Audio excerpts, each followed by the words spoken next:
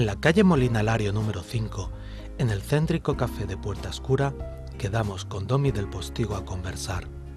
Su larga carrera como periodista en medios de comunicación de la importancia de Antena 3, Cadena Ser, Canal Sur Radio, Localia, La 101 o La Opinión de Málaga durante los últimos 30 años le convierten en un testigo privilegiado de lo que hemos venido a llamar la transición democrática española. Una hora de conversación apenas dan para nada con Domi del Postigo, pero sirva para demostrar que es un periodista de raza.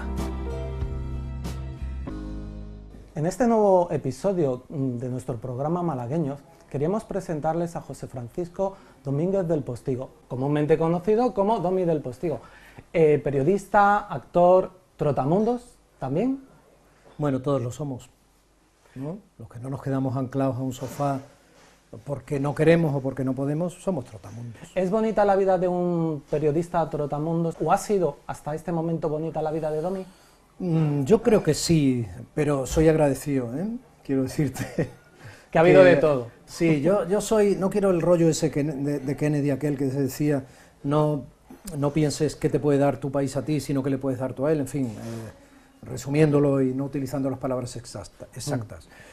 Pero yo soy un poco así, no he sido siempre así, o sea, yo, gracias a la vida que me ha dado tanto, ¿no? Decía, sí, yo siempre estoy agradecido a todo lo que la vida me ha dado. Buceando en la biografía de Domi, a mí me parece que es una biografía con muchas anécdotas y muchas vivencias preciosas. Para contarla entera, no nos va a dar tiempo en un programa de una hora, pero habría que retrotraerse a hace 53 años que naces en Baracaldo. Tus padres son emigrantes malagueños y llegado un momento tu madre no se siente a gusto en aquella... No, enfermó. O sea, yo sí fui nacido, como todos nosotros fuimos nacidos, lo digo por si alguien cree que nació solo. Y fui nacido en Cruces, que es el hospital de referencia de aquella zona de ciudades dormitorio, etcétera, en Bilbao. Está el Guggenheim y Cruces. Ajá. En Cruces durante un tiempo era donde morían desgraciadamente, las personas que eran sujetos de atentado de ETA. Y donde nacen prácticamente todos los niños de Bilbao. Una inmensa maternidad. Y en Cruces nací yo. En Cruces nací yo porque mi padre estuvo 16 años trabajando en Euskadi. Pero sí, mi padre y mi madre son malagueños, mi padre de Vélez, mi madre de Málaga, y tanto sus padres como sus abuelos, etcétera, que yo sepa, y he estado buceando bastante, de generaciones y generaciones, todos eran de Málaga. Con 6 años, como tú bien dices, mi madre nos trajo a mi hermano con 4, a mí con 6 años, porque se ahogaba allí, cogió una claustrofobia patológica y no podía respirar. Eso de ver tan pocos días de sol, ella miraba siempre hacia arriba, una claustrofobia que luego le siguió toda su vida, ¿no? Y entonces, claro, el médico le dijo a mi padre, o te la llevas en tren o te la llevas en un ataúd. Y claro, mi padre pobre tuvo que seguir trabajando, era un trabajador de Agromán, empresa constructora, albañil que llegó encargado. Y él siguió donde lo mandaba la empresa, bastantes años más allí en Euskadi, y ya nosotros nos criamos aquí. ¿Fue duro para él vivir tan lejos de su familia y fue duro para su familia vivir tan lejos de él? Esa es una pregunta preciosa que te puedo contestar hoy y que he tardado mucho en darme cuenta. Yo tengo un niño con 7 años y he ido poco a poco cerrando el círculo, he sido muy tardío. Entonces he ido cerrando el círculo de todo lo que ojalá hubiera podido hablar con mi padre. Yo le dediqué un artículo en el que le llamaba John Wayne por una serie de circunstancias, pero he ido comprendiendo muy de mayor, como supongo que no pasa prácticamente a todas las personas adultas que tienen un mínimo de necesidad de cerrar círculos biológicos, ¿no? Y humanos. Yo he ido comprendiendo a mi padre con el tiempo, y sobre todo al ser padre yo. Y mi padre debió de sufrir mucho, mucho. Y yo también sufría bastante su ausencia, También me condicionó mucho el hecho de que yo fui creciendo con mi padre fuera de casa, sin ser padres separados, quiero decir, porque mi padre trabajaba siempre fuera.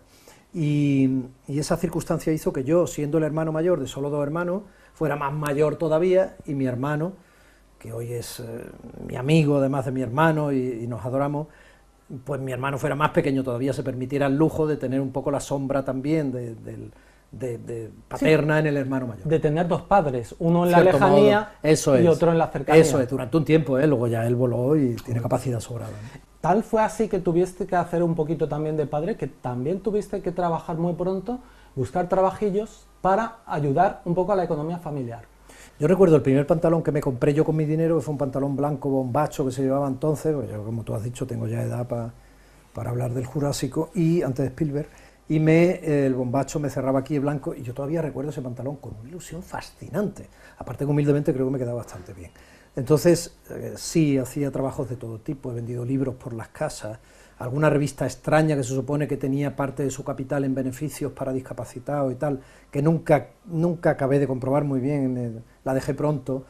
He descargado incluso camiones en el puerto, pero en esa edad todo eso es una aventura. Plantear eso como un mérito no tiene sentido. Creo que hablamos mal de los méritos o sea, del haber y del debe en la vida de las personas. ¿Cómo distinguimos entonces lo que es el mérito de las cosas que tienen mérito de las cosas que aparentemente tienen mérito pero no lo tienen?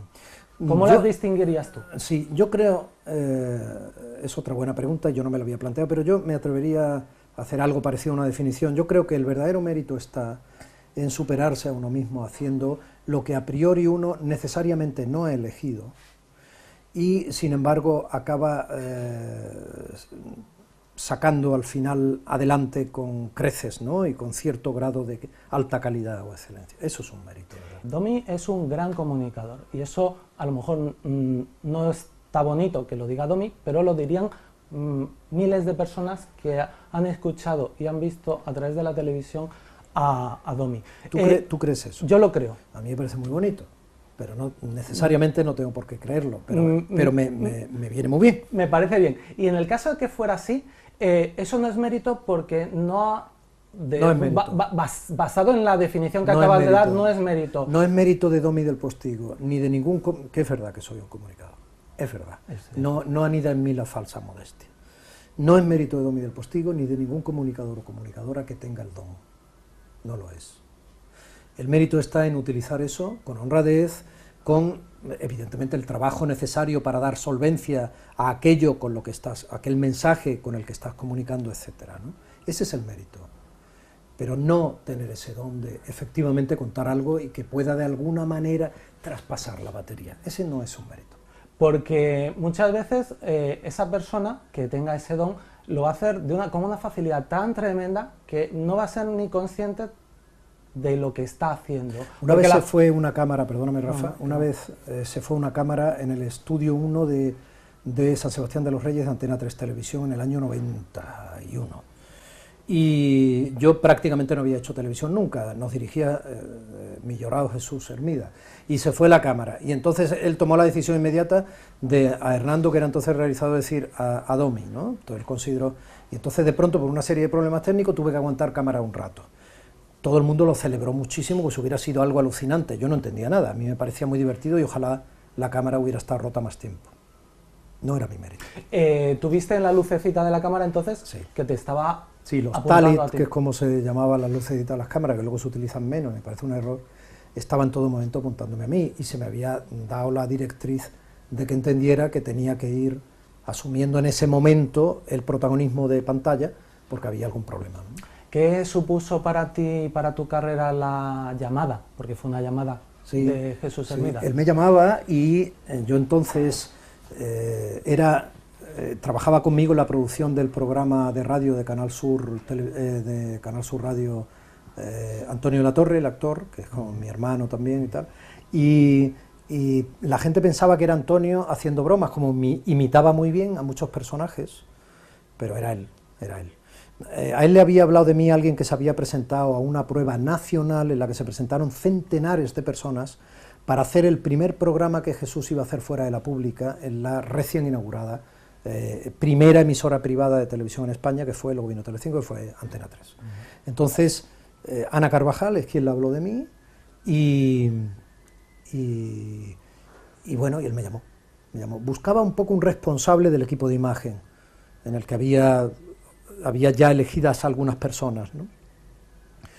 Y me llamó, y para mí aprendí casi todo lo que se puede aprender en televisión, casi todo desde el punto de vista técnico. Jesús nunca fue un maestro. A él no le gustaba enseñar, le gustaba mucho hablar contigo, pero no enseñar. pero nunca hubo un mejor guía. Era como tener un libro, ¿no? Y él era el libro más asombroso de televisión que se haya escrito nunca. ¿Quién no conoce a Jesús Hermida? Lo hemos visto en numerosos programas. Tenía Bueno, además, las nuevas generaciones no. Bueno, claro, a partir de cierta edad... A mí me da pena porque se están perdiendo los comunicadores en televisión, ¿no? ¿Sí? ¿Tú crees que...? Sí, rotundamente sí. Sí. Yo creo que los comunicadores no están donde deben estar y que hace tiempo que las personas que detentan la autoridad de tomar decisiones en las programaciones de radios y televisiones, hace ya algún tiempo que no eligen comunicadores. ¿Y hay alguna razón para que eso ocurra? No lo sé, creo que cada una de tus decisiones te define. Pero cada generación florece con un montón de comunicadores buenos, que quien los tiene que elegir para ponerlos donde tienen que estar no los elija, tendrá alguna explicación. Tus decisiones te definen. Decías hace un momento, llorado Jesús Hermida. ¿Cuáles son las principales cualidades que recuerdas de Jesús Hermida? Y fíjate, también me interesa saber, él era una especie de cazatalentos. Sí, a él le entusiasmaba ser un cazatalentos. Sí. Nieves Herrero fue una de sus elecciones también. No, claro, Nieves Herrero, Inma Soriano, Consuelo Berlanga, Goyo González, Belinda Washington, no sé, no acabaría. Sí, claro. La propia Maritere Campos, que tuvo el empujón televisivo, aunque Maritere era un animal de raza que ya estaba aquí en Radio Juventud triunfando, pero el empujón en la televisión para hacerla famosa televisivamente hablando, lo que es ese concepto de la gran distribución, la gran proyección mediática, fue Jesús, ¿no? ¿Qué te gusta más, la televisión o la radio? A mí me gusta muchísimo más la radio. Yo creo que soy fundamentalmente tipo dotado para la radio. ¿Te sientes más cómodo en un estudio de radio? ¿Por qué? Me da... es como un sitio en el que yo puedo desarrollar mis capacidades, puedo ser más útil en radio porque tengo menos intermediarios. Porque la radio necesita menos personas para salir a antena. Las personas no son nunca normalmente el problema, porque suele haber muy buenos profesionales en los medios, profesionales desde el punto de vista técnico. Hay menos intermediarios en sentido amplio. No tienes que buscar una cámara, no tiene que haber una buena iluminación, no tiene que haber maquillaje para que no te rebote la luz en la cara, no importa el sudor, no tienes que tener un vestuario adecuado, no puedes cambiar un eje en un movimiento incorrecto, no, es otra cosa. ¿Y eso resta frescura al comunicador? No, tú tienes que ser el mismo comunicador en ambos medios. Cuesta más en televisión, tienes que dominar el medio, hay un tiempo en dominar el medio. Yo creo modestamente que lo domino, pero, hombre, tardé un tiempo, pero la facilidad que te da la radio no te la da la televisión, sin embargo la televisión te da otras cosas. Es obvio, la imagen es obvio, ¿no? Con lo que de bueno y malo pueda tener también, ¿no? La proyección que te da la televisión es mucho más grande y ponías el ejemplo de María Teresa, ¿no? Pero María todo Teresa. eso ha ido cambiando. Estamos en una transformación, no de los medios de comunicación, de la sociedad, a un ritmo vertiginoso. Hay por ahí un anuncio de Steve Wozniak, el que fue, que dice, todos somos becarios de la era digital, ¿no? Ahora de una marca de telefonía y tal, el tipo que fue el segundo de Apple, pero está bonito el anuncio, es muy hábil, es una buena publicidad, pero además lo que dice tiene mucho sentido. Estamos en una permanente vorágine de cambio, esto es un gerundio enfebrecido, es vertiginoso, y nosotros, como seres humanos, nos vamos poco a poco a definir como personas de la era digital. Yo no sé cómo cambió la edad del hierro al ser humano, sé más o menos cómo le cambió la era industrial, ¿no? Hablamos del 19, y sé cómo le cambió un poco la era ya televisiva, de la televisión en sí, estamos hablando de años 40, 30-40 que se idea la televisión, 50-60 que empieza a estar en las casas, sé cómo le fue cambiando un poco, pero ahora, con las redes sociales, internet, pantallas digitales, las películas que veíamos de ciencia ficción, a veces algunas se quedan antiguas, y esto lleva a una velocidad tan grande que tiene que condicionarnos como seres humanos. Entonces, no solo hablo de la brecha digital en quienes no han accedido a Internet y a cómo se maneja un ordenador, que la era informática ya, como sabes, incluso ya es antigua, La era digital ya no es la informática como tal, ya estamos, esa sería un poco la tecnológica, ¿no? La electrónica aún casi, no, ya estamos en la era de la red, y esto es vertiginoso. ¿Hay un inconveniente en que sea vertiginoso? Sí, sí, sí. Cuando yo aprendí a conducir, siempre decía, ve despacio, ¿no? Me decían, ve despacio. Y yo, ¿por qué? Si yo puedo, me encanta. Solo se aprende despacio. Yo creo que solo se aprende despacio. Se aprende a amar despacio. Se aprende a vivir despacio. Si lo haces deprisa, tú puedes aprender por inteligencia, capacidad, intuición, pero no, o sea, cada una de tus células no tiene el tiempo necesario para aquilatar el aprendizaje. Y si no aquilatas ese aprendizaje, que como todo tiene pros y contras, tus respuestas posteriores pueden estar cargadas de errores. Sin embargo, no hay marcha atrás. No hay marcha atrás. E incluso cada día irá más rápido todo. Probablemente, o no. Se puede pinchar una rueda y quedar todo en stand-by. ¿Quién sabe? O sea, tenemos una idea de lo que es el crecimiento y la vinculamos al progreso. Yo no estoy de acuerdo. O sea, lo hemos visto en la burbuja inmobiliaria, siendo ahora más pedestre, ¿no? En argumentos más periodísticos, políticos. Que una ciudad no parara de crecer necesariamente no quiere decir que progresara. Luego le podían quedar grandísimos esqueletos de hormigón con un coste tremendo desde el punto de vista impositivo para llevar allí servicios como el agua, las basuras, etcétera, y no poder, o sea, no tener habitantes suficientes si todas esas urbanizaciones que dieron tantas plusvalías y tanto dinero a algunos, etcétera, pues al final no eran habitadas con lógica y de manera permanente, no solo en verano. Todo eso fue produciendo una depredación de los recursos y al mismo tiempo de la economía que podían sostener a lo mejor los 1000 habitantes de ese pueblecito costero, no sé. No siempre, no sé si es un buen ejemplo, pero es el que se me ha ocurrido. No siempre crecer es ir hacia adelante, no lo es. Entonces, por otro lado, como siempre puede pasar cualquier cosa, ahora íbamos muy bien en este país. De pronto se nos advierte que podemos llegar a perder 1,5 puntos, 2 puntos de PIB con la crisis catalana. ¿Alguien de verdad había imaginado que de pronto en este momento en que se remontaba desde el punto de vista macroeconómico, después de una crisis, nos iba a pasar de pronto esto? Sinceramente, o sea, pues es como una especie de terremoto sociopolítico, ¿no? Bueno, pues también puede pasar un terremoto geológico. La vida es una permanente incógnita. Quien no sea consciente de que eso es así, está viviendo con un gran riesgo. No solo el de caerse por la grieta del terremoto, sino el de no estar preparado a asumir que todo en su vida puede cambiar. Por eso es importante tener la cintura de un púgil, una buena cintura que te permita esquivar los golpes o resolver las situaciones imprevistas que sin duda le van a aparecer a todo el mundo, por muy atado que trates de tener las cosas. Yo soy un niño de barrio en Málaga y por mi generación y mi edad, uno de mis ídolos fue Bruce Lee, a quien nosotros llamábamos en el barrio Bruce Lee. Y yo, ¿tú has visto Bruce Lee? Bueno, y yo no decíamos, ¿no? Pero bueno, decíamos viejo, ¿no? y yo más de Cádiz. Pero vale. viejo, ¿tú has visto Bruce Lee bien? Bueno, pues Bruce Lee decía exactamente eso, entre otras pequeñas frases curiosas, medio mezcladas de cierto budismo, el Tao, las artes marciales y toda su mezcla cultural, ¿no? Si no fintas a tiempo, obviamente vas a recibir el golpe, y eso hay que extenderlo metafóricamente a cómo encaja uno estar vivo.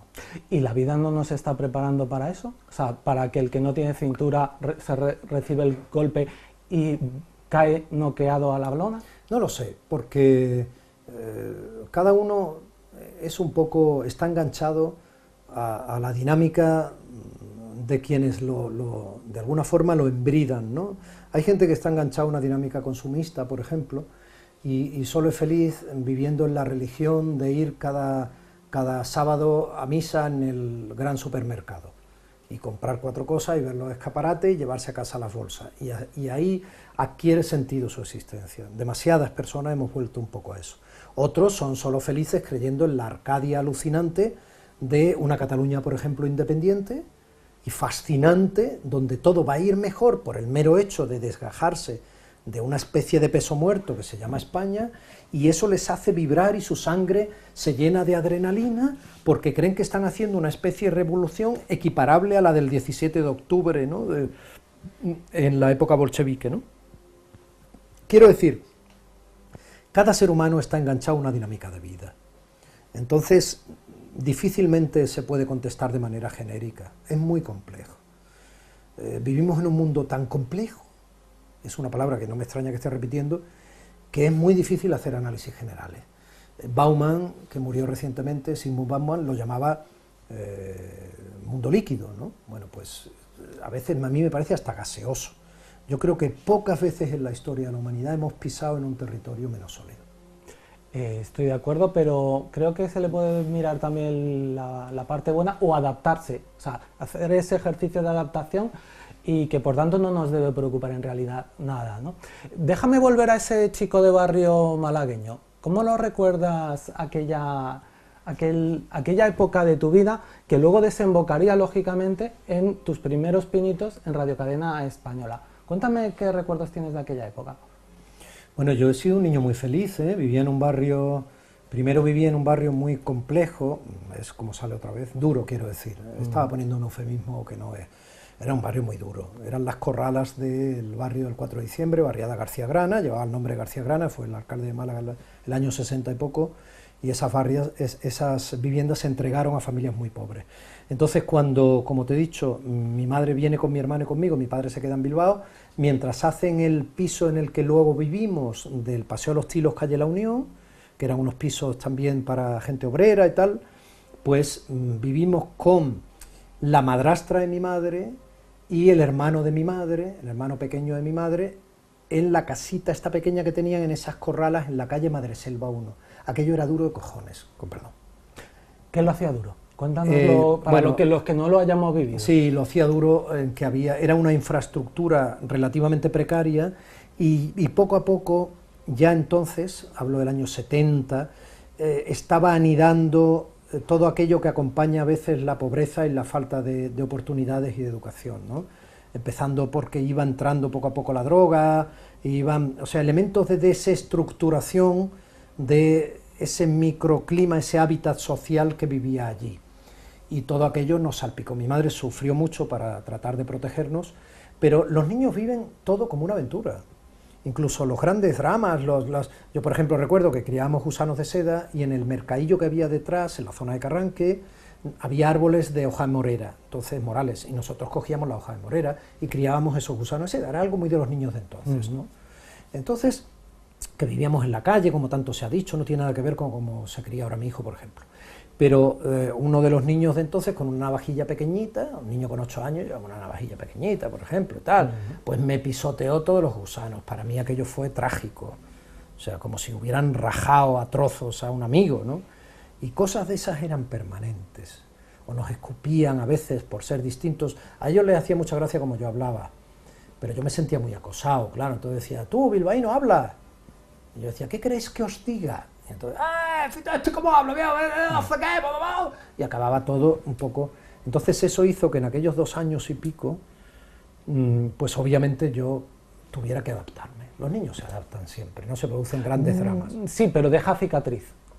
En todo caso, muy poco tiempo después pusieron una serie en televisión que se llamaba Orzoway, que era un niño rubillo y tal, una especie de Tarzán, que era por capítulos y tal, la pusieron en la televisión española, cuando solo había un canal, obviamente, y me pusieron un poco el mote durante un tiempo de Orzoway. Entonces, tiene algo que ver con aquello, ¿no? Llegas de fuera, estás allí 2 años, había mucha población gitana, yo, a pesar de todo, pues yo tengo una piel muy blanquecina, tal, bueno, cada uno como le ha tocado, ¿no? Pero era diferente. La minoría siempre tiene que, de alguna manera, buscar sus parapetos y buscar su hueco, ¿no? Y sus estrategias para integrarse. Las mayorías no, porque la propia homogeneidad aparente de la mayoría ya de por sí hay una integración tácita, ¿no? Y entonces yo tuve que buscar mi hueco. Pero la mayoría la crean personas que se tienen que adaptar. Sí, pero cuando viene alguien de fuera que aparentemente es distinto, y más en un mundo infantil que va poco a poco a la preadolescencia, es muy fácil agruparse todo frente a la diferencia. Claro. En ese sentido, la diferencia es un elemento aglutinador de los otros, pero no de ti, que eres la diferencia. Entonces, eres tú quien tiene que buscar cómo incorporarte a ese sector que se ha fortalecido en su... Es verdad que no hay homogeneidad de nadie, pero frente a ti sí parece más homogéneo, aparte que ya estaba allí, ¿no? Lo que pasa es que ese niño, aceptando adaptarse, será valorado, llegará el momento que pueda ganarse el respeto de la masa, haciendo alguna gesto heroico. Sí, pero los gestos heroicos no tienen valor literario, no son épicos. Por ejemplo, allí al lado estaba el matadero municipal. Entonces los niños se subían a pulso en el muro del matadero municipal para ver cómo degollaban a los cerdos, ¿no? Luego hubo un tiempo que les pegaban esto no lo saben los niños de Málaga, pero los que lo mirábamos sí, les pegaban con un martillo, otro... Entonces, hasta que ya vinieron otras formas más, ya por legislación, otras formas, digamos, más humanitarias de matar al animal que se sacrifica para carne. Entonces, yo lo que hacía es subirme el primero allí, porque eso era como un gesto de valor. Claro. Pero yo cerraba los ojos. Pero ellos no lo sabían. Pero yo no soportaba en realidad ese sangriento, no sé cómo llamarlo, rito, ¿no? Ritual.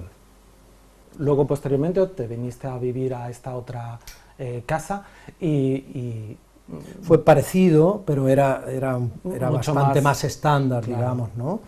Entonces, era otra cosa, ¿no? Siguen pasando los años, va dejando la vida, lógicamente, como en la vida de cualquiera, va dejando cicatrices en Domi. Si aquello no hubiera supuesto una cicatriz, no lo estaría recordando en este momento. Entonces, de alguna manera, sí fue algo Pero lo decía Abril, que todos tenemos una patria en la infancia, Rafa. Claro. Entonces, la infancia la recordamos siempre, con y sin cicatrices, ¿eh? Entonces, no sé si la recuerdo por cicatriz o porque es mi infancia. De todo tendrá, o sea, habrá Sí, momentos hay de todo, preciosos. Hay de todo, hay de todo. Y posteriormente, bueno, pues hablas de un bibliobús que llega a tu vida. Es que fue fundamental. No, es que el bibliobús fue fundamental. Hay dos cosas que son fundamentales en mi vida. Una es una pequeña frutería y otra es un bibliobús. Y las dos están relacionadas con lo mismo. Y es leer. ¿La frutería también? Es fundamental la frutería porque había un chico en el barrio que se llamaba Antonio Redondo, que era de un pueblo de Córdoba, de Priego, me parece. Y estaban allí viviendo, su padre pintaba fachadas. Pero él dibujaba superhéroes de la Marvel, lo hacía estupendamente bien, se ganaba la vida con su padre pintando fachadas de edificios. Lo había contratado, me parece, La Casera, la firma La Casera, y yo no sé si a ti te pilla, pero había fachadas en Málaga enteras que ponía La Casera, con unas letras muy bonitas, sí, era sí. La publicidad que se hacía entonces también en las fachadas. Y luego todo ese modelo cambió. Y entonces Antonio Redondo, que era mayor que yo en el barrio, pues me enseñaba sus dibujos de Thor, Namor, Capitán América, Spiderman o Spiderman, luego, tal, como quieras. Y yo me sentía muy atraído por esos dibujos de gente sobrenatural que tenían unos músculos y unos colores y unos trajes y me parecían fuera de la realidad. Porque la realidad no me atraía tanto, entre otras cosas porque la realidad era poco atractiva. Yo no era un niño que tuviera clases de montar a caballo, clases de esgrima, clases de inglés, que no sé, que estuviera en el Club Mediterráneo, o con todo respeto a quienes sí tenían esa posibilidad, que siempre es buena, siempre es mejor. Lo contrario no es lo mejor, eso es ser idiota. Sencillamente yo no la tenía, era de los que no tenían ninguna de esas cosas, y vivía en un barrio sin árboles, de muchos bloques encajados que se hicieron hace 40 años, bueno, y donde te tenías que buscar tú, digamos, esa especie de salida de la rutina dura de hormigón de cada día, ¿no? Entonces, de pronto vi aquellos dibujos, y esos dibujos me llevaron a los cómics de Marvel, que en aquella época eran con ilustraciones en blanco y negro y eran tamaño block, ¿vale? Y yo no tenía dinero para comprar cómics de la Marvel, entonces decían tebeos todavía. Sí. Yo no tenía dinero para comprar ese tipo de tebeos, no tenía dinero, pero por muy poco dinero entonces eran 4 pesetas. No tiene importancia, las personas ancianas, yo me prometí desde niño no caer en eso, siempre dicen, ya ve, me costaba 4 pesetas. No, mire usted, 4 pesetas entonces, al cambio, claro, sería más o menos lo que ahora valía, entonces déjese de ese razonamiento que no sirve. Claro. Me acuerdo solo como dato, por 4 pesetas, que entonces eran mucho menos de 25 pesetas que valía un cómic, por 4 pesetas yo me iba a una pequeña frutería al lado de la calle, o sea, era una callecita que había detrás de los bloques donde vivían mi padre y mi madre, durante casi siempre mi madre. Esa callecita que había allí por detrás, tú llegabas y a mí, o sea, se me ponía el corazón en la boca cuando yo veía a la señora que había del otro lado de la frutería en un mostrador pequeñito, todo lleno de fruta y verdura, agacharse, casi desaparecer detrás de ese pequeño y ancho mostrador y levantarse, o sea, surgir como una ola desde el otro lado con un paquete en la mano de tebeos usados. Y tú llevabas el tuyo ya leído, ponías 4 pesetas y elegías en 1 o 2 montones el que te llevabas. Y así podías ir cambiando mientras hubiera otra gente que también llevaba, otros niños, y hubiera distintos. Y eso era, no te lo puedes imaginar. Por eso una frutería era mi acceso al mundo fantástico del Doctor Extraño, de la Patrulla X, de todo el mundo fantástico, en este caso americano, pero yo no lo sabía, fui aprendiendo todo eso de los personajes de Marvel. Y el Bibliobús fue el siguiente paso. Eso me llevó a la posibilidad de leer un libro que no solo tuviera ilustraciones, poco a poco. Y entonces, de pronto yo veía un autobús, me lo habían dicho en el colegio, yo estaba en el colegio público que había, que le decían el grupo, que hoy es Colegio Público Dr. Fleming, entonces era Colegio Generalísimo Franco, en la calle Horacio Lengo, y entonces yo me acerqué un día al Bibliobús, no sabía muy bien y tal, hubo un hombre amable que me hizo una ficha, y era la típica ficha de biblioteca, con sus casilleros y tal, y tú ibas poniendo fecha, devuelves la semana que viene, picas, te ponen otra fecha, te llevas 1, te llevas 2, pones el título y la referencia del libro que te has llevado. Pero era dentro de un autobús, era muy atractivo, entras a un autobús y no había ni asientos ni nada, y lo que había eran anaqueles con libros. Entonces estaba allí perdido, yo no sabía, no tenía asesoramiento, pero encontré libros de Asterix, de Tintín y de Mortadelo y Filemón, que eran como tebeos. Sí, claro. Y poco a poco de ahí me fui, cuando no había, porque se lo habían llevado o no habían traído, pues entonces encontré unos libros que eran de Enid Blyton, que luego me enteré que era una tía. Yo creía que era un señor, y eran los 5. Los 5 en la cabaña del contrabandista, los 5 tienen un secreto, los 5 no sé qué, los 5, aventuras de los 5. Que eran 4 niños, uno de ellos era una chica, se llamaba Georgina, pero quería que la llamaran Jorge, parecía un niño, una chica, 2 chicos, y un perro que se llamaba Timoteo, que le decían Tim. Pues con una letra grandecita, pero ya apenas sin ilustraciones, ahí me involucré en el mundo de la fantasía de la literatura. ¿Y qué supuso para ti descubrir la literatura, en este caso juvenil? No, fundamental. Fue armarme por dentro y viajar sin moverme del barrio. Ayuda a escapar de una realidad que a lo mejor no te gustaba demasiado y sumergirte... Ayuda a comprenderla. A comprenderla. ¿Qué pasó después? Bueno, pues después llegó... acabé mi ciclo en la entonces EGB, de la que también se ha hablado ahora bastante, con todo este rollo de gente de mi generación, y cuando acabó la educación general básica, que eso significaba EGB, pues entré en la facultad y empecé Derecho. Yo quería hacer medicina, pero en aquel año que me tocaba, los números clausus pedían una nota elevadísima y no me daba el corte. Eso he leído, que una de las cosas que a lo mejor, uno de los caminos profesionales que hubieses elegido coger era el de la medicina. Visto con el tiempo y desde cierta perspectiva que, como digo, da el tiempo, ¿crees que habría sido un buen médico? Sí. ¿Por qué? Porque se puede ser muy útil en la medicina. Y yo tengo una obsesión, yo necesito ser útil. Yo si no me siento útil, no me siento bien. Pero no por mí, en un sentido egoísta, o sea, útil de verdad, no porque yo me crea guay y crea que soy útil solo porque hable contigo, no me refiero a eso.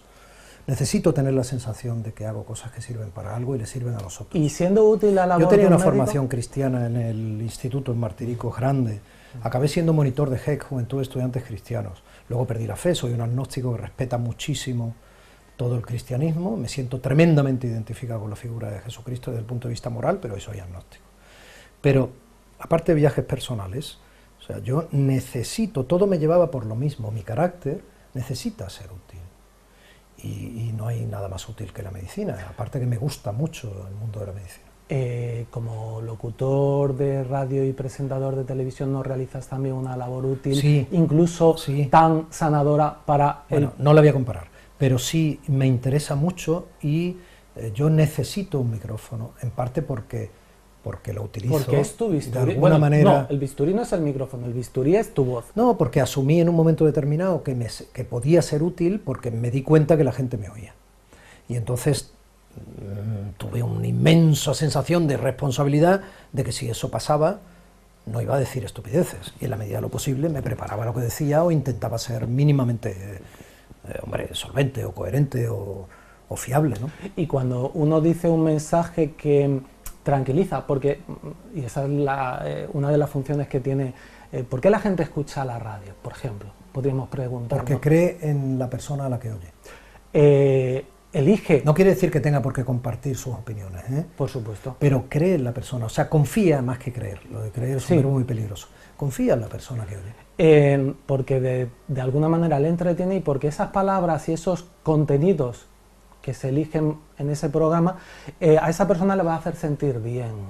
Sí, pero es que tenemos ahora un mundo en el que, por ejemplo, el anglicismo ese de coach, entrenadores personales, no sé qué, está muy en boga. Y yo me defiendo con respeto siempre a quien lo haga bien, porque hay gente que lo hace bien y gente que lo hace mal, tenga la profesión que tenga. Pero me parece que hemos entronizado en exceso, sacralizado, entonces prefiero mantenerme un poco al margen de todo ese concepto. No se trata de que escuches la radio para sentirte bien, se trata de que escuches la radio porque en un momento esa compañía que te da esa voz que tú, insisto, eliges, en la que confías, te está informando bien. Si es un programa de entretenimiento, te lo hace pasar bien. Si es un programa de compañía pura y dura, de las madrugadas y tal, te hace sentir menos solo, etc. Pero sin sacralizar conceptos. Uno tiene que armar su propia personalidad y nunca perder, por escuchar a otro, seguir a otro, ver a otro, esa personalidad que tienes la obligación de armar durante toda tu vida. Esas adscripciones inquebrantables son peligrosas.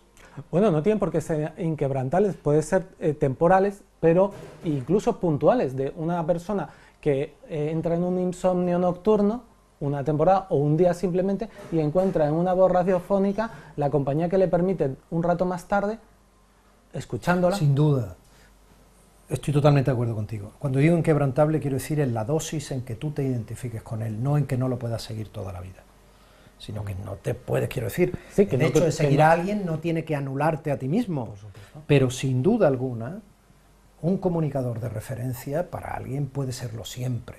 Esto es muy americano. En Estados Unidos se valoran a los comunicadores y en Latinoamérica también, lo que pasa es que es un mundo que yo conozco un poco, estuve muchos años viajando por alguna zona de Latinoamérica, entonces es un mundo más complejo, pero no es complejo la palabra, pero bueno, digamos que es un mundo más estridente.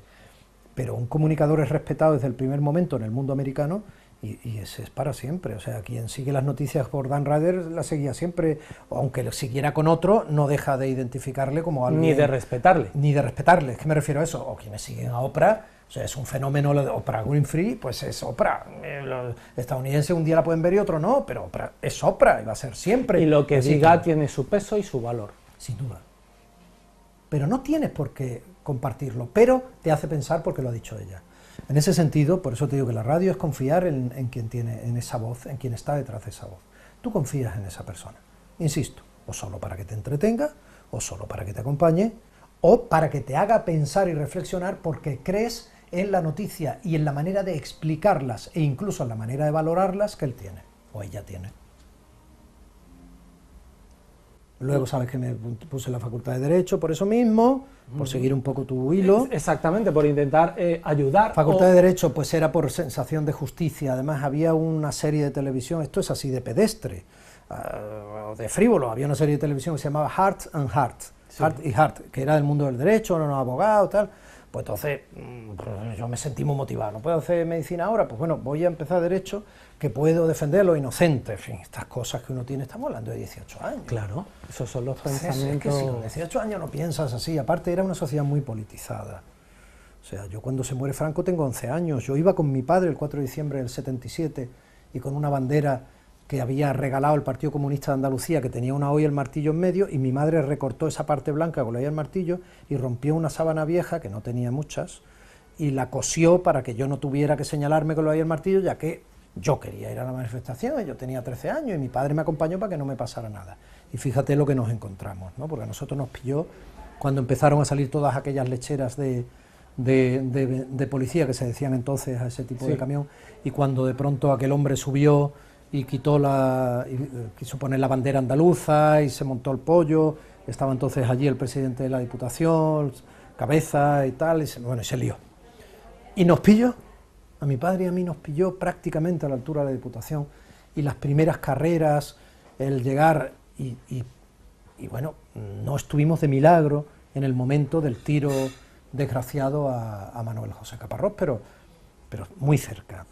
Y luego el día siguiente, cuando enterraron a Caparrós, yo estuve en el cementerio de San Miguel, que fue en el cementerio de San Miguel al que yo nunca había ido en mi vida, con un montón de gente, y mis padres estaban aterrados, porque yo no podía comprender la dimensión de aquella aventura que yo estaba viviendo, que tenía un riesgo enorme. Pero ves, con 13, 14, 15, 16, 17, 18, ya no te digo la infancia, todo se vive como una aventura, porque tú te crees inmortal. Por supuesto que no lo eres, pero tú te lo crees, excepto los niños enfermos, que es algo que yo seguiré sin comprender hasta que me muera, pero que es así. Excepto los niños enfermos, no hay un niño, un adolescente, un joven que no se crea inmortal. Y que arriesgue incluso su vida en situaciones... Es que es una aventura. No asume el riesgo, es inconsciente. Y claro.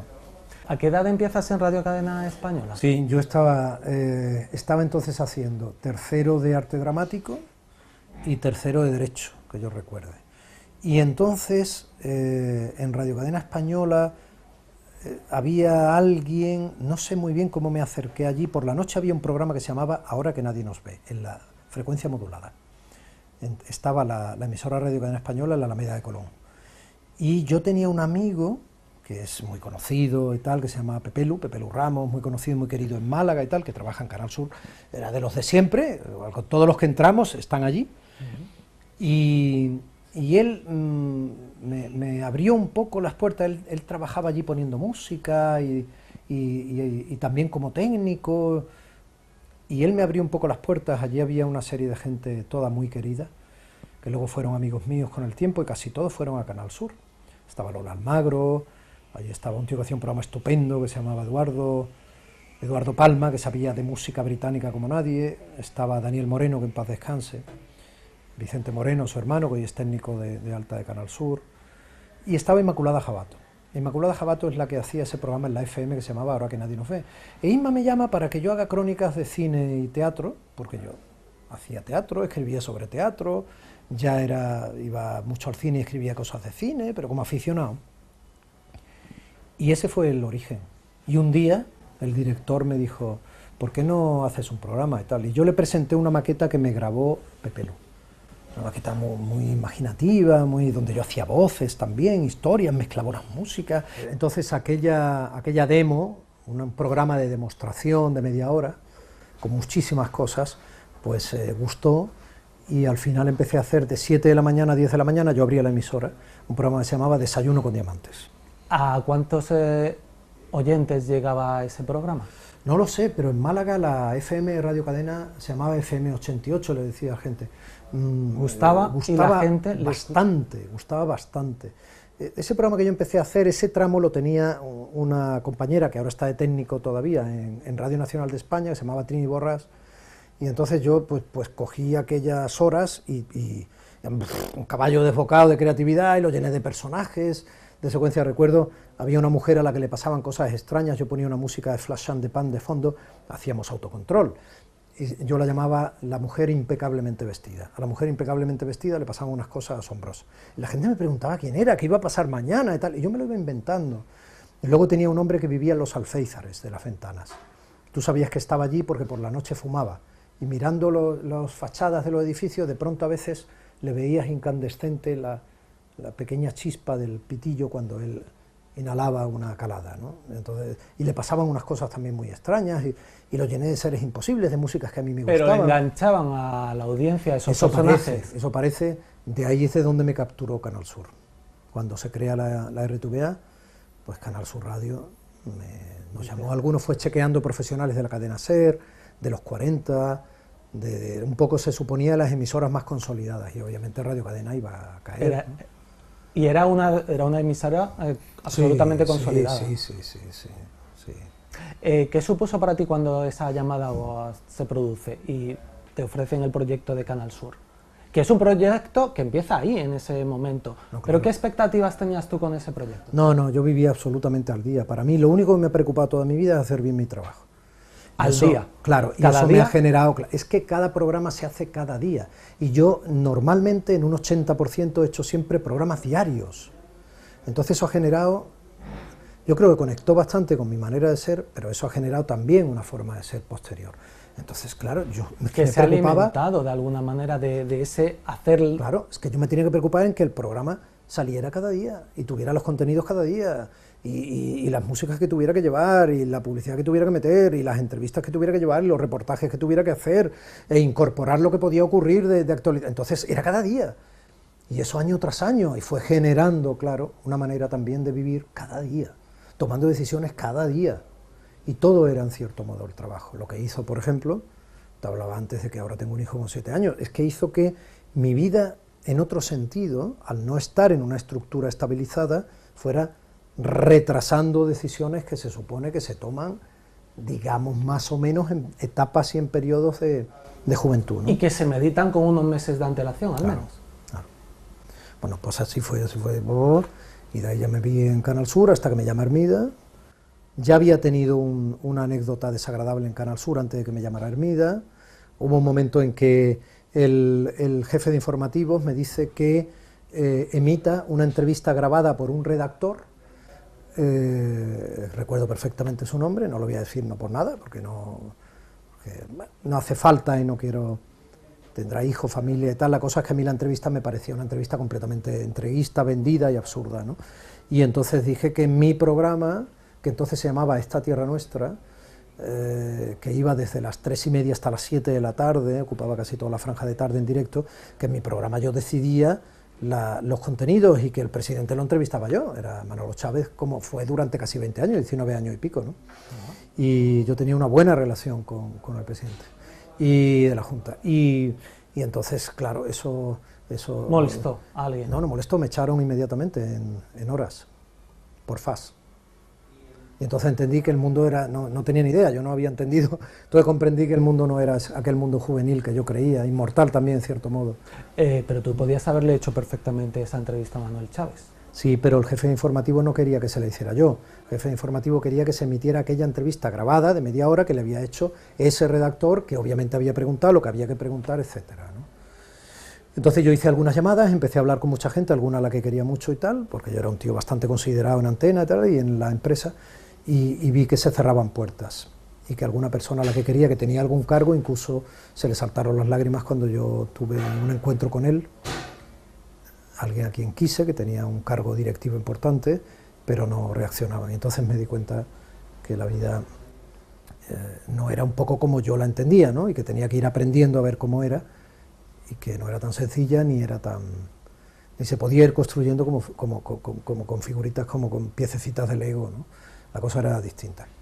Me echaron y luego me fui a La Habana, fue la primera vez que salté el charco y tal, conocí a gente en ICRTR, en el Instituto Cubano de Radio y Televisión, ICRT, y volví, ese viaje a La Habana se vino conmigo precisamente Antonio Latorre y Pepe Lu, y volví para quitarme de en medio porque me sacaron en periódicos nacionales. Entonces había un periódico que se llamaba El Independiente, que duró poco, un periódico nacional, que me gustaba el formato, ahí escribía Raúl del Pozo, que a mí me gustaba y tal, y bueno, salí porque eran las primeras cosas, así, se suponía que era una purga, ¿no?, que me habían despedido porque yo tenía cierta...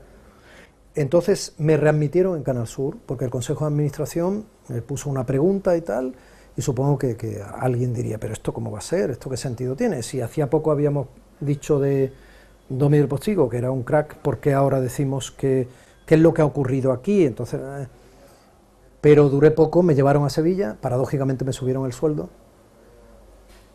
y entonces cuando me llamó Hermida, me fui a Madrid, no gustó en Canal Sur, pero yo no podía decir que no a quien yo consideraba entonces, perdón, que era entonces uno de los rostros más importantes de la televisión española.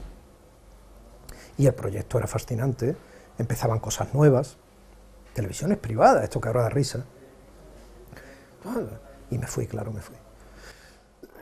Perdón, me fui, me cogió, hice una prueba, recuerdo que tenía que seducir a Pilar Bardem. Desde entonces la conozco, fue divertido, entre otras cosas. Y empezamos a trabajar pronto. Y se hizo aquel programa, que era un programa Río, empezaba después del informativo al mediodía, en directo, llegaba hasta la noche, sábados y domingos. Y imagínate, o sea, era aprender, imagínate, ¿no? Aprendí muchísimo, conocí a gente, y me traje un poco la clave de lo que es escaletear un programa de televisión, que yo le llamo esqueletear, el esqueleto de lo que luego puede ser un guión de cualquier formato, ¿no? Y allí anduve hasta que aquello terminó, y luego pues seguí sobreviviendo, hacía un poco de todo igual que hago ahora, Rafael. Hacía un poco de todo, o sea, hice algún papel en cine, sigo haciendo cuando me sale, ten en cuenta mi formación en arte dramático, yo además tuve un grupo de teatro para niños, he hecho cosas, entonces de pronto me salió un papel en cine, hacía una cosa en cine, perdón, me llamaban, iba a programas a lo mejor de invitado, porque entonces era famosete, en Madrid, en fin, tenía casa en Madrid, fui cambiándome de domicilio, fue mejor, fue peor, a los palacios subí, a las cabañas bajé, como decía el Tenorio. Y está siendo apasionante también, aunque sí, estoy de acuerdo. Vida, sí. Entonces un día me llamó Paco Cervantes, era entonces director de Canal Sur Televisión, y había visto una grabación mía, medio improvisada, cuando yo hacía radio en Canal Sur, me parece que era entrevistando a Rosa Chacel, perdón, la gran prosista de la generación del 27. Prosista, la generación del 27 fue fundamentalmente de poetas. Y entonces hubo una cámara por allí, y entonces hicimos una especie de broma, y luego yo hice otra broma cuando acabó, y aquello no sé por qué quedó en algún archivo. Y Francisco Cervantes Bolaños, mirando cosas, me vio y dijo, él pensó, esto es un comunicador. Y tiene imagen, porque se puede ser un comunicador de radio y no tener imagen. Pero él consideró que yo tenía ambas posibilidades. Y me llamó para hacer un programa en Canal Sur Televisión que se llamaba Sapore di Sale, por las noches, que yo presentaba junto a Asunción Embuena, en el que entrevisté a muchísima gente. Y al mismo tiempo teníamos un concurso muy divertido, había música, hacíamos teatro, era un formato espectacular. Y a raíz de ahí me salieron otros programas de televisión en Canal Sur Televisión, siempre vinculados a la productora de Paco Cervantes. Y aquello siguió fluyendo, y luego pasaron otras cosas, luego seguí sobreviviendo, estuve viviendo en varios sitios, y por fin un día volví a Málaga cuando me ofrece alguien, estaba entonces Pedro Guerrero de director en Localia Televisión en Málaga, ser jefe de programas de Localia, y hacer un programa, hice varios, un magazine, un debate. Localia era un proyecto apasionante, porque tú decías, está el grupo Prisa detrás, esta gente entiende de comunicación lo que no está escrito. Y, hombre, estaba en el mismo edificio, primero en el edificio antiguo donde estuvo el teatro ahora en Málaga, enfrente de la Plaza de Toros, y luego en un edificio compartido que hoy desgraciadamente se ha quedado en nada, que estaba en Teatinos, en la avenida Doctor Manuel Domínguez, y fue uno de los primeros ejercicios multimedia que dentro de la profesión se hicieron, y era fascinante. Y allí en Localia es donde, entre otros, entrevisté a Vicente Ferrer para televisión a nivel nacional. ¿En qué momento se encontraba Vicente Ferrer de su vida? Estaba ya, era un hombre ya mayor. ¿Y estaba enfermo? Me dijeron que sí, que tenía cáncer de piel, entre otras cosas, pero estaba todavía muy activo. O sea, y de hecho la presencia de Vicente Ferrer te impresionó. Me impresionó. De la gente que tú me hablábamos antes fuera de cámara de entrevistados y tal, ha habido mucha gente que me impresionó la rapidez y la cercanía de Patarroyo, el descubridor de una de las vacunas que se dicen de la malaria. Sí. Me impresionó bastante Marcosana, cuando me dijo, ¿por qué habla usted tanto de árboles? Y me dijo, porque los árboles nunca se suicidan. Bueno, Marcosana, que en paz descanse, pero fue el preso del franquismo, un hombre que estuvo en el Partido Comunista, que duró más años en la cárcel, cerca de 40 años y tal. Tiene un libro por ahí de su vida y tal, muy interesante y tal. Me ha impresionado gente sencilla, algún ministro me ha impresionado en negativo, ha habido de todo. Ha habido de todo. No siempre los políticos, no quiero caer en... Los políticos son fiel reflejo en las sociedades democráticas de los ciudadanos que les votan. Y a veces son rehenes de la ciudadanía que les vota.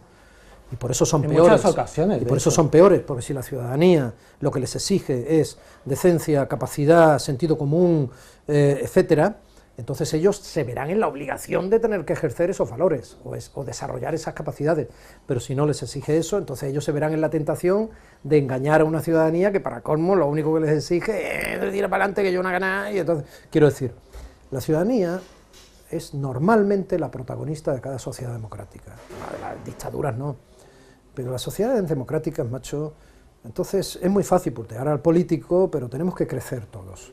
Entonces, por supuesto hay que exigir al político, pero también a nosotros mismos en la medida, y a nuestros conciudadanos, que a veces uno se siente muy solo cuando tira a la basura a su hora y ve que los demás no lo hacen. Esas pequeñas nimiedades nos ponen sobre aviso de lo que pueden ser luego otras implicaciones o otras decisiones más grandes. Entonces, bueno, no sé, ha habido gente efectivamente, de todos, políticos también que me han encantado, y luego políticos que me han encantado en un momento de su vida, y en otro momento de su vida los he visto ya muy deteriorados. Santiago Carrillo Carrillo fue muy divertido hacerle la entrevista, era un hombre, yo sé que tiene muchas historias muy controvertidas, para algunos fue el asesino de Paracuellos, para otros fue el ser más responsable del universo, que supo sacrificar una etiqueta para que la democracia española entrara aquel sábado de gloria de Semana Santa, y entrara cuando le llamó Suárez y tal, y él supo ver que la bandera constitucional merecía la pena y que había que sacrificar cosas para que la democracia fuera de todos, y fuera uno de los avales de luego los que hicieron la Constitución del 78, etc. O sea, todo el mundo tiene sus distintas leyendas y sus distintos puntos de vista, y muchos de ellos tienen además que arrostrar el juicio de la historia, pero es complejo. Entonces tú al final te encuentras con un ser humano que está vivo y te está hablando. Te documentas todo lo que puedas y tratas de ser lo más independiente en el mejor sentido, que no es en el de no tener ideología y valores, sino el de no ir con el peso de tu ideología manchando las preguntas, el juicio o las respuestas que vayas a hacer cuando te enfrentas a un ser vivo, ¿no?, del que quieres obtener información.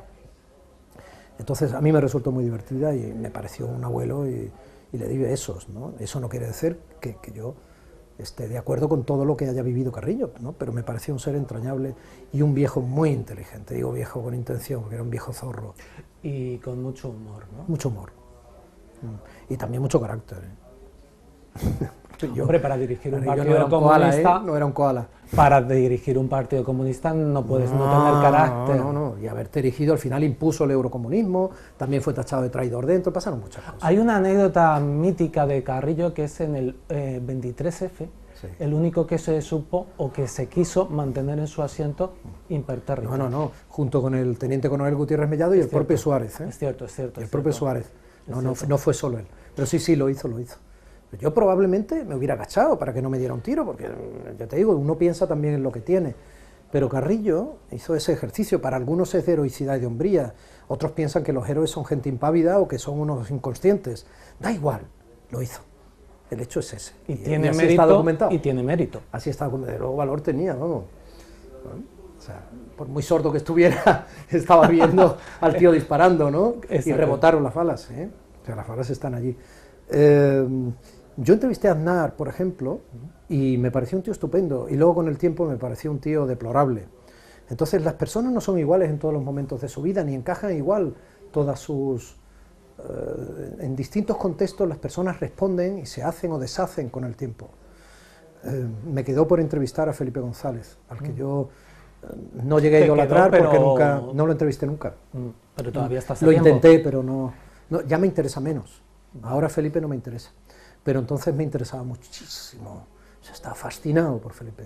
Y bueno, ¿Por qué? Tuve la suerte de entrevistar a Calvo Sotelo, que fue un presidente muy breve, y me pareció un tipo genial, culto, muy british, muy británico, con un sentido del humor muy peculiar, y me sorprendió porque no me lo esperaba, me parecía un bobalicón con un cara larga, y las imágenes que también nos daban, también para mi edad o para mi formación entonces, es que se tienen que dar muchísimos elementos para que algo confluya con verdadero nivel. Y no es fácil. ¿Qué te sedujo en aquellos primeros años del gobierno del Partido Socialista que emergió la figura de Felipe González? Primero era un gran comunicador, eso es otro don. Entonces era fascinante, o sea, era como el arma de quienes nunca habían tenido el poder, de lo que se nos contaba, porque yo había sido niño con el franquismo, pero era el arma de quienes nunca habían podido acceder a un poder, que además se nos vendía como la panacea de todo, que era el Estado de Derecho. Claro, y que además tenía una magnífica imagen, una gran oratoria, una gran aparente capacidad de decisión. Es que tú decías, ¡guau! Es que es un crack. Era un superhéroe de la Marvel. Luego también, después de Localia, vino 101, la televisión malagueña. Eso fue maravilloso porque cuando vino, seguí en la SER, después de Localia seguí en la SER, empecé a dirigir el regional del fin de semana, el A Vivir, que son 2 días. Que tampoco, que fue, también debió de ser una experiencia estupenda. Fantástica, primero porque la radio, o sea, para mí yo me sentía, lo que más he hecho en mi vida es radio. Tuve muchos años, Radio Cadena, Canal Sur, etcétera, entonces era radio, volver a la radio era fascinante. En esos años, ¿a quién secundabas tú? Es decir, en todo el estado había un que hablaba para todo el mundo y tú hablabas para Andalucía. Yo para Andalucía, Ceuta y Melilla. ¿Y quién estaba delante de ti? Esas eran 2 horas de radio, de 10 a 12. Montserrat Domínguez. Ah, Montserrat Domínguez. Y Montserrat Domínguez y Ángels. Ángels Barceló y Montserrat Domínguez me pillaron. Sí. Y bueno, y estupendo. Andalucía la conocía muy bien, me he tirado toda mi vida haciendo reportajes en televisión y en radio sobre Andalucía. Conocías muy bien Andalucía y conoces también muy bien a los andaluces, que a lo mejor... Claro, pero es que ha sido mi trabajo fundamentalmente. Es que fíjate, que yo empiezo en Canal Sur Radio, siendo un chavalote, haciendo un programa, te decía, que se llamaba Esta Tierra Nuestra, y era el regional. Entonces, es que ha sido casi desde siempre. Luego yo he hecho para Canal Andalucía Turismo y para Canal Sur Televisión más de 300 reportajes, con una productora malagueña que se llama Videosur Televisión, y para mí Andalucía era un parque temático. Entonces, patrimonio, naturaleza, esos conceptos que ahora luego se han utilizado muy bien, creo, desde Turismo Andaluz, la empresa pública, pues yo lo hacía antes de que, no sé, conocía Andalucía y parte de Andalucía le sonaba yo aún, ¿no? Entonces fue muy afortunado la carambola de que la SER tuviera la generosidad de darme la dirección de La Vivir. Y yo creo que fue muy bien, yo creo que estuvo muy bien. Lo hice con una compañera que se llamaba Sonsoles Ferrín, que hacía el programa local de Sevilla del fin de semana y tal, y no nos veíamos nunca. Ella estaba en Sevilla, yo aquí y tal, pero monté un formato, ideé un formato, y creo que funcionaba bastante bien. La pena, bueno, se acabó, ¿no? Consideraron el director de Andalucía, cuando nombran al nuevo director de Andalucía, pues consideró que prescindía de mí y yo me fui, ya está, ¿qué vas a hacer? Si te echan, te vas.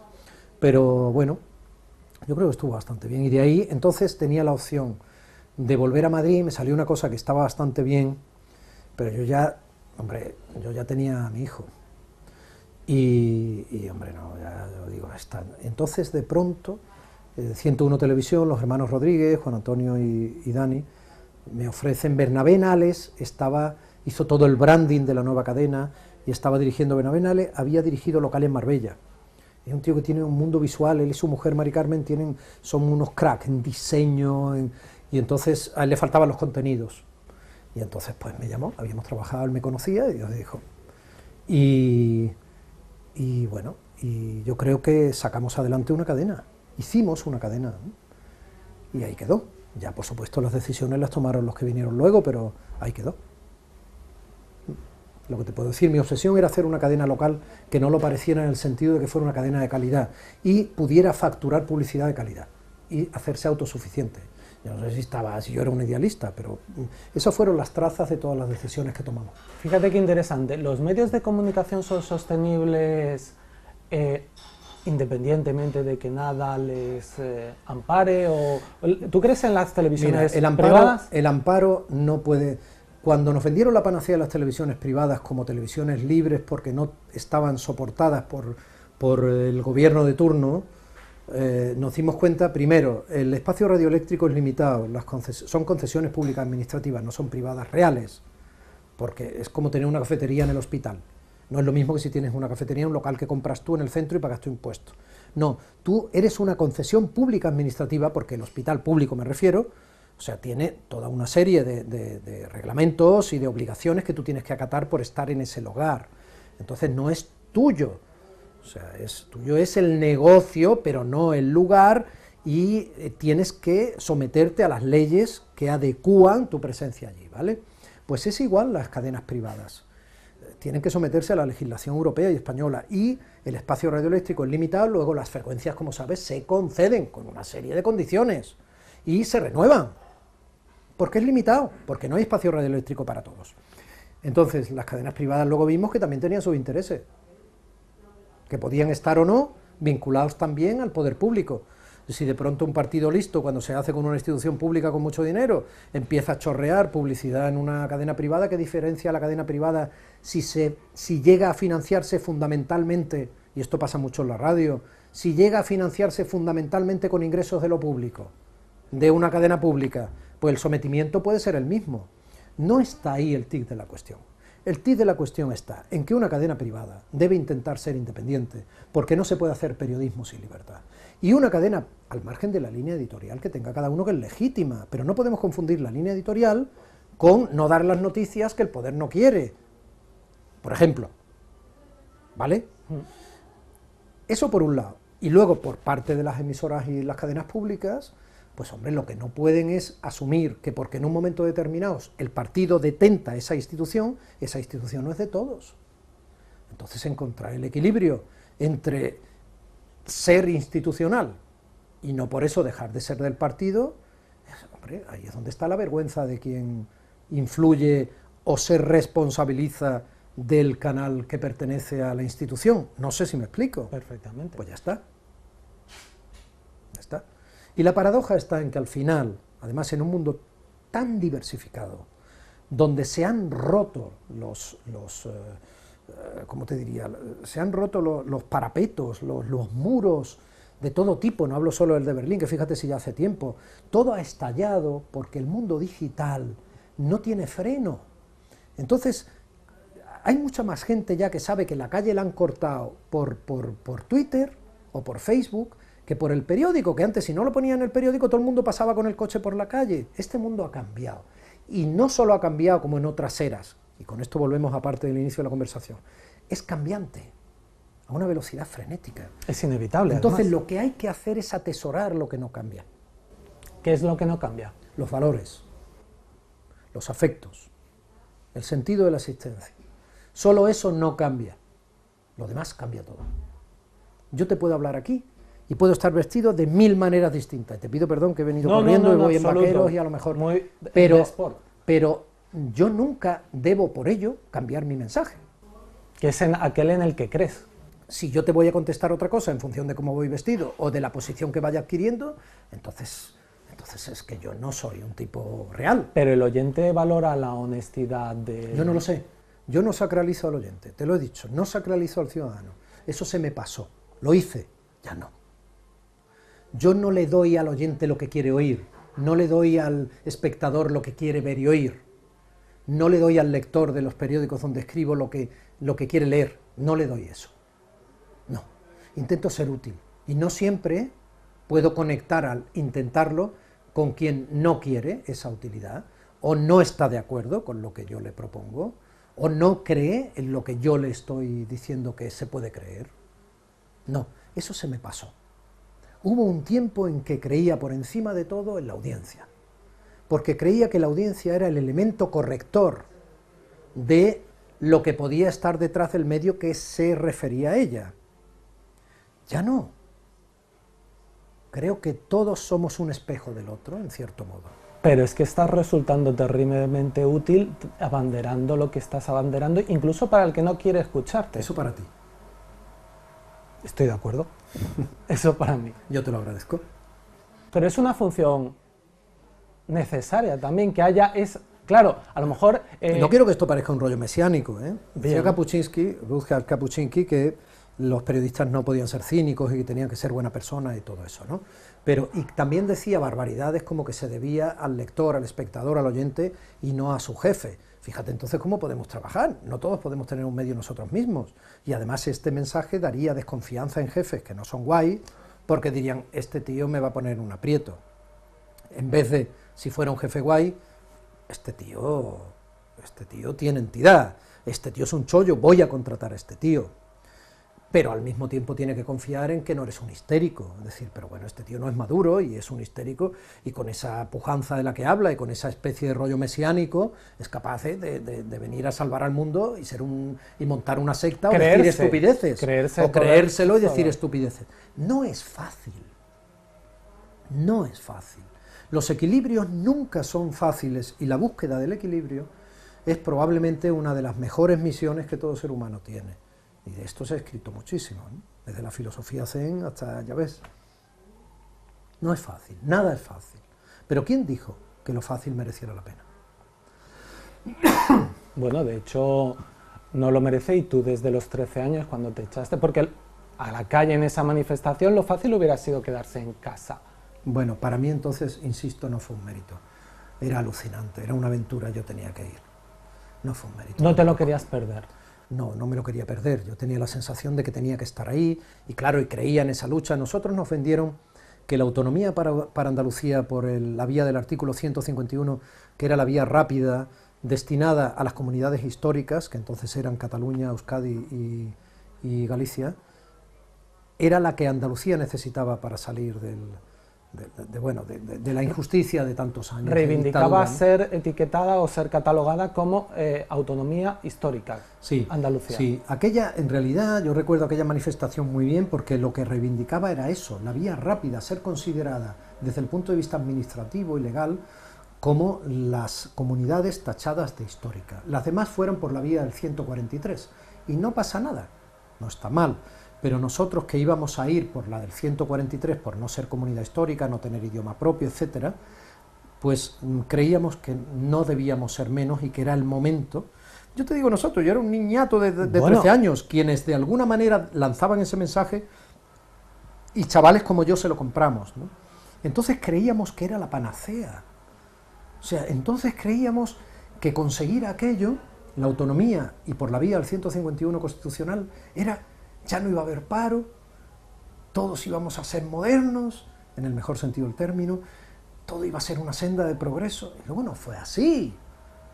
De hecho, bueno, precisamente yo creo que una de las anomalías democráticas, legítimas y legales, pero anómalas, que tenemos en nuestro país todavía, es que no se haya producido una alternancia de partidos en la Junta de Andalucía. Que es una cuestión objetiva. Que han elegido los propios andaluces. Legítima y legal, he dicho. Pero es anómala. O sea, lo normal, porque la condición humana no varía por mucho que se adscriba a un partido o a otro. De la misma manera que cada partido a veces tiene postulados distintos en función del momento histórico. El PSOE estaba absolutamente en contra de la entrada en la OTAN, y yo fui a Madrid en una manifestación que al final recuerdo a Sabina cantando y a Antonio Gala dando un meeting, etcétera, en la Plaza de Colón, para no entrar en la OTAN. Yo estaba allí, y luego, bueno, OTAN de entrada, ¿no? De entrada. Y nosotros pensábamos que de entrada quería decir que ni entrar. Y luego fue de entrada, no, vamos a verlo, ¿no? Y luego sí. El mismo Felipe González, ¿no? Javier, no pasó nada, y era lógico. Javier Solana estaba en esa manifestación. Claro, allí había muchísima gente. Que luego posteriormente fue también un alto Javier cargo. Solana hoy, para la gente así de izquierda o de partidos más vinculados con ciertas posiciones de izquierda que algunos llaman radicales, otros populistas, otros, yo no me apunto a ninguna de las etiquetas, quiero decir, porque no considero que sean así necesariamente.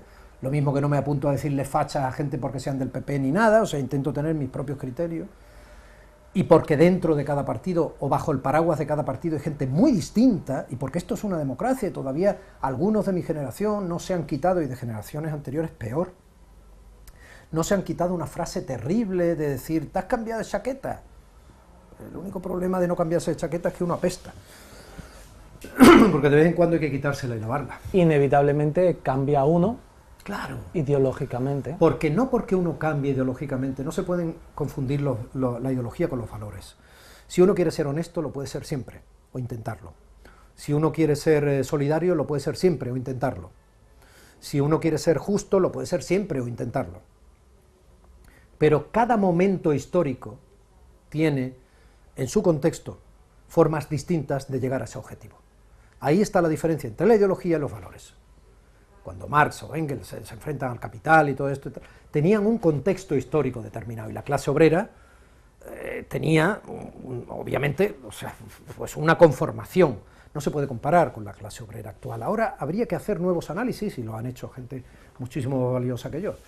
Entonces quiero decir, hay que ir adecuándose a cada contexto, y si no pierdes tus valores morales, tu adecuación no tiene por qué ser un cambio de chaqueta, entre comillas, ni ninguna traición. De la misma manera que considero que en un momento determinado, si un partido lleva casi 40 años en el poder, es sano que otro partido, obviamente, lo alterne, para que, insistiendo en que la condición humana es la que es, y las tentaciones, cuando se anquilosa el tiempo, difícilmente pueden combatirse, pues obviamente eso se sanee, y los vasos comunicantes fluyan, y las cosas se equilibren.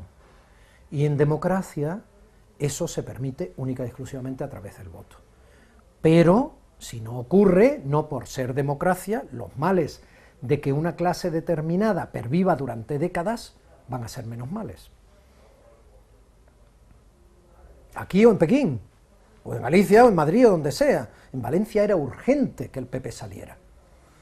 Era urgente, por ejemplo, esa alternancia, habida cuenta como esa sociedad estaba ya decorroída y corrompida, ¿no? Ahora estamos viendo las consecuencias de la trama Gürtel y tantas cosas. Bueno, pues eso es. Por utilizar los dos partidos, ¿no? Domi es un animal político, aunque no ejerza ni participe en ningún partido político. Quiero decir, que siente la política como algo suyo y que de alguna manera le apasiona la política. Claro, soy ciudadano de un Estado de Derecho y era mi ilusión serlo. Eso no es condición suficiente para ser apasionado de la política. Pero debiéramos serlo en cierto modo, sin pasarnos, ¿no? Pero debiéramos serlo. Porque es que somos los que, quiero decir, vamos construyendo día a día la sociedad en la que estamos. Esto es un gerundio. Y la democracia, si no se defiende día a día, y se defiende con la calidad, no se defiende con las armas, no estamos hablando de una hipotética guerra ni de ninguna de esas burradas. Si tú día a día, si hay un corrupto, no lo votes. Queda igual el partido. No, pero como es de los míos, bueno, pero como es de los otros, no. O sea, si hay un corrupto, no lo votes. Y hombre, no seas como él. O no le facilite ser corrupto porque tú también lo eres, y si estuvieras ahí harías lo mismo. Esas frases son letales. Generan descrédito, generan desencanto, generan todo vale, generan caiga quien caiga, y sobre todo generan un futuro degradado. Y no tenemos derecho a pasar por aquí como si no importara nada. Tenemos hijos, nietos, amigos que los tienen, eso no puede ser. ¿Y la obligación de construir un mundo mejor? Claro, o al menos no mierdarlo, ¿no? Claro, y tirar la basura dentro del contenedor. Bueno, pues Domi, hay muchos temas. Yo soy, como tú, un gran cinéfilo y yo creo que podríamos dedicarle una entrevista entera a hablar del cine que te marcó y al cine que amas y al cine que sigues viendo y a tus grandes iconos, pero lo vamos a dejar a lo mejor para otra ocasión. No, por favor. Y no, pero sí agradecerte el regalo de conocerte, de haberte conocido y de todas las opiniones vertidas que, bueno, ya sea en la opinión de Málaga leyéndote o ya sea a través de un programa como Malagueños, bueno, pues gusta que haya personas que nos recuerden y nos hagan pensar y nos hagan reflexionar acerca de cómo se construye un mundo mejor y que cada uno luego lo interprete a su manera. Muy bien, Rafa, solo te puedo dar las gracias, no puedo hacer otra cosa. A ti, a Canal Coín y a los compañeros que han venido contigo para apoyarnos técnicamente con las cámaras y las luces, etc. Hemos disfrutado un montón. Sí, quiero decir una cosa, han sido muy amables con nosotros aquí en el bar Puerta Oscura. Sí. Entonces creo que deberíamos al menos reconocerles. Por supuesto, por supuesto. Yo debía de haber presentado al principio la entrevista diciendo que habían tenido esa amabilidad. Es un sitio mágico. Por cierto, ya que estamos... Muy cofrade, ¿no? Porque yo tenía la curiosidad de ¿por qué no has convocado aquí? ¿Qué es para ti el bar Puerta Oscura? No, me parecía un sitio bonito. Lo es. Este punto así de barroco andaluz, muy vinculado, como te digo, a las cofradías, ¿no? Pero este bar tiene una anécdota curiosa y es que uno de los propietarios es Miguel Ángel Blanco y fue director mío en Radio Cadena Española y luego él también fue director de Canal Sur en Málaga. En aquella época habló del año 89, fíjate, por allí, ¿no? Entonces, bueno, me parecía que tenía cierto elemento en común con mi propia vida, ¿no? Y tiene una estética decimonónica, ¿por qué? ¿Tú conoces ese secreto? No, es por eso que te digo, porque ellos son muy cofrades y son bueno, más que decimonónica, ellos son muy barrocos, tremendamente barrocos. Aquí, esto sí puede ser decimonónico, este mobiliario. Aquí de vez en cuando tienen exposiciones de imagineros. y viene mucha gente de las cofradías. Miguel Ángel y su pareja y su marido son de Dolores de San Juan, de la cofradía de Dolores de San Juan, y bueno, es el ambiente que ellos proponen. Es un ambiente encantador. Hemos disfrutado mucho de tu conversación, del lugar, y por supuesto muchísimas gracias a ellos y a ti por haberlo sugerido y facilitado. Ha sido un placer. Ha sido un placer. Muchísimas gracias. Hasta pronto. Gracias, Rafa, muy amable, de verdad. Gracias a todos.